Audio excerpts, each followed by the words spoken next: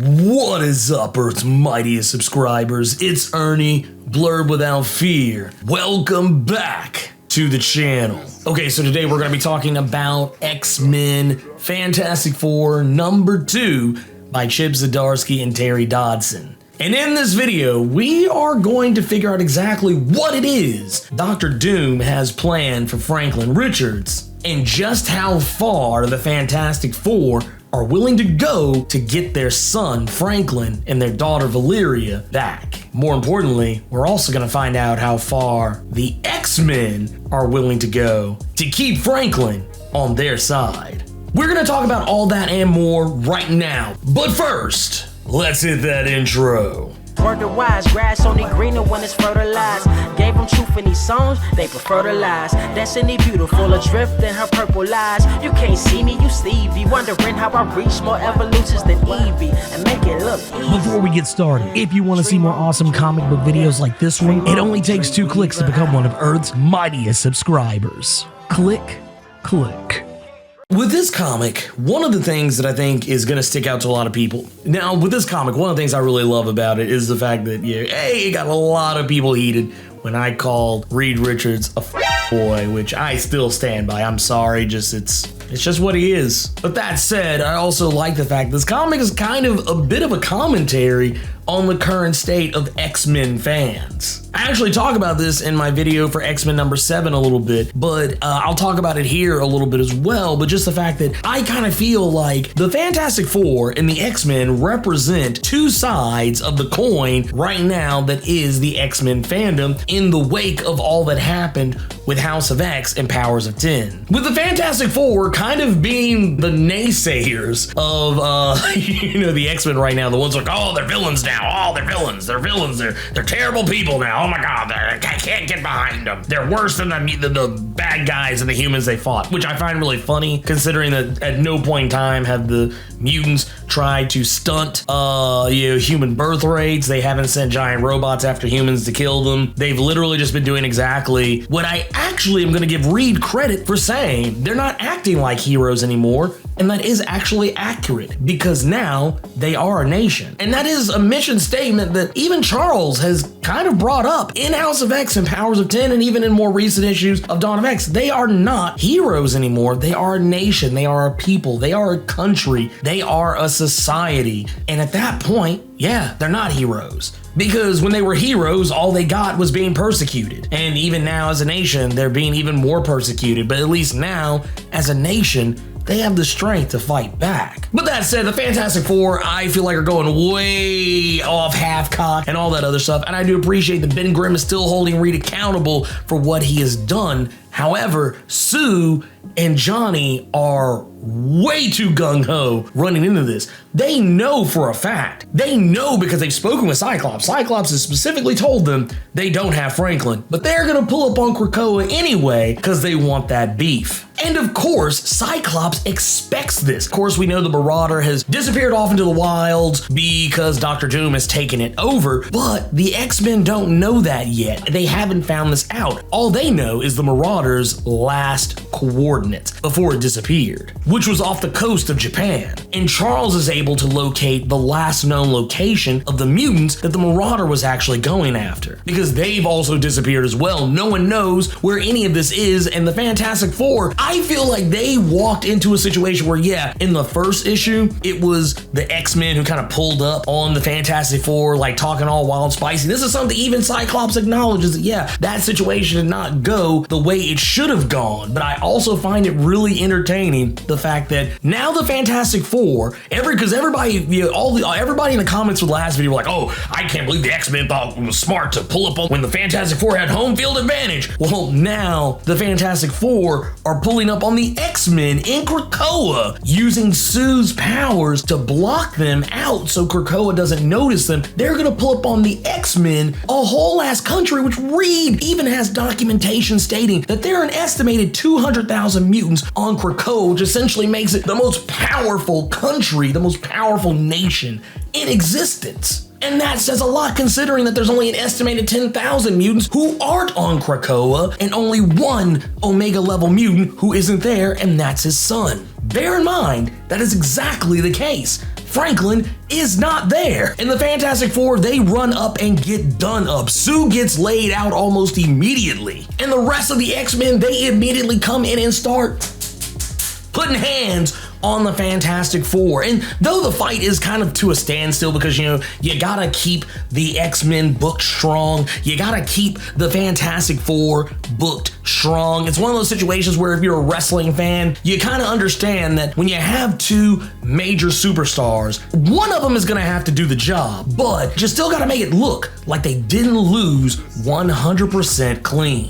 The fight honestly is inconsequential. What is consequential is what Dr. Doom is doing with Reed and Sue's children. He has taken them, not hostage, but taken them to his island, Doom Island. One of the things I actually kind of appreciate about Dr. Doom, for a guy who is typically considered a villain more often than not, I really appreciate the fact that he makes it known that he has no beef with mutants, and that if anything, Doom has been keeping his mutants on Doom Island because it is blocked away from all other things Latveria, and even though typically it's the place where he does his dirty work so that he doesn't get his country involved in any of his harebrained schemes, he keeps the mutants there because it's just a safer place for them than being on Latveria proper. Doom also even expressly admits that he would never create a device or any type of weapon that would target a specific species, even if they were mutants. Not only that, but he has brought Franklin Richards to the island because he has the sole purpose of helping Franklin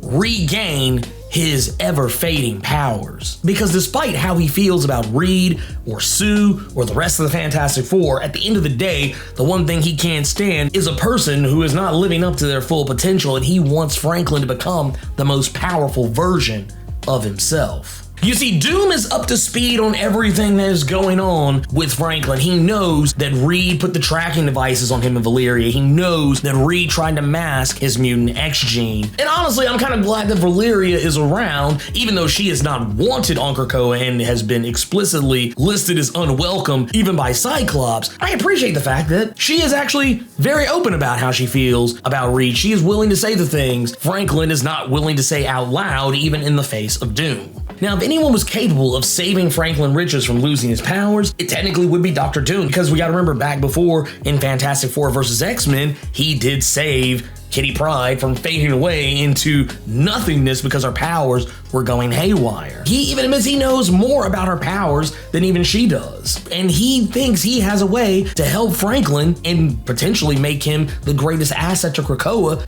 maybe even more so than he already was. Now, what about the rest of the crew of the Marauder? Because we only see Kate through most of this issue. And the thing is, yes, he has been keeping Pyro, Storm, Bishop, and Iceman and Lockheed under lock and key, kind of detained away from everyone else, but there's one catch. And he's willing to let them all go free, even with Franklin Richards, but under one condition. They cannot interfere with whatever it is Dr. Doom is doing. And I'm gonna go ahead and tell you right now, it's some really suspect stuff, because the thing I find very interesting about this is that Doom has created something because he knows that the X-Men are gonna be coming looking for the Marauders. He also knows the Fantastic Four are heading his way too, but he has a weapon, or rather I should say weapons, he's willing to unleash. And I'm gonna go ahead and tell you right now, it's something I think is even more terrifying than any Sentinel that the X-Men have ever faced before, because these are in fact Doom Sentinels. That's right, Sentinels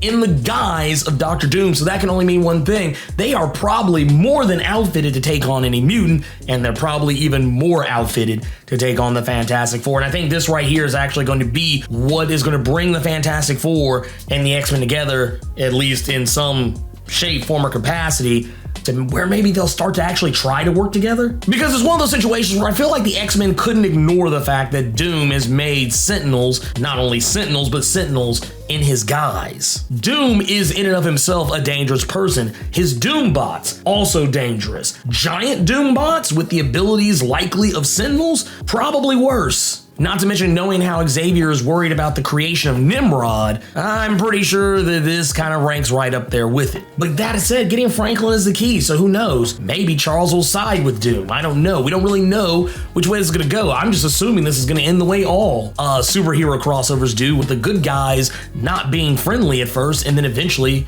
realizing they're on the same side. That's usually how this goes, but honestly, for once, I would like my expectations to be subverted. I actually would not mind seeing it go the other way. But that said, I don't think it will. I will say one legitimate concern that I had about this book in light of X-Men #7 is that if Doom was not going to be able to help Franklin, part of me wondered if they were going to make Franklin undergo the Crucible on Krakoa, which I'm pretty sure Reed would not be crazy about Franklin dying at the hands of Apocalypse and being reborn. But that said, we don't know, and maybe Franklin, like I said in the previous video, maybe the Crucible is the reason why Xavier wants Franklin so badly. Of course, yes, Franklin could probably undo or change or reshape any problem that Krakoa could face in the future, but maybe it's also so they have a less problematic way to fix their mutants who are depowered. Franklin is likely a powerful enough reality warper that maybe he is the only one who can undo what Wanda did on M-Day. But anyways, that's just speculation on my part. I love this issue. I think it's great. I like what Dr. Doom is doing here. I think they've given Dr. Doom an opportunity to kind of present himself as a friendly party. Although he is a bad actor in this case, he is someone who we know is on some shit, and he always is on some shit. So I mean, we know that we know what's gonna go on here. We know what's gonna happen here. But I like the fact that he's being set up this way, and I like what Chip Zdarsky is doing as far as the commentary of the two different sides, the sides of the X-Men, the sides of the Fantastic Four. So the Fantastic Four represent the disenfranchised fans of the X-Men now, and the X-Men are, well, they probably just represent the people who are just already on board with what the X-Men are doing. I think that's a very interesting way to put it, just me. But anyways, let me know what you thought about X-Men Fantastic Four #2 by Chip Zdarsky and Terry Dodson. Sound off in the comments. So hey, you made it to the end of the video. Awesome for you. If you enjoyed this video, and if you made it this far, I don't see how you didn't, do me a favor. Hulk smash that like button. And if you want to see more awesome videos like this one, make sure you click subscribe so you can become one of Earth's mightiest subscribers, and tap that bell so you know when I post up. Also, feel free to go check out my Patreon, where if you chuck in a buck, you can get early access to most of my videos up to a week early. And if you have time, make sure you swing by nerd901.com, where you can find more of my content as well as other amazing stuff. Anyways, until next time, I love you 3000 plus Ultra!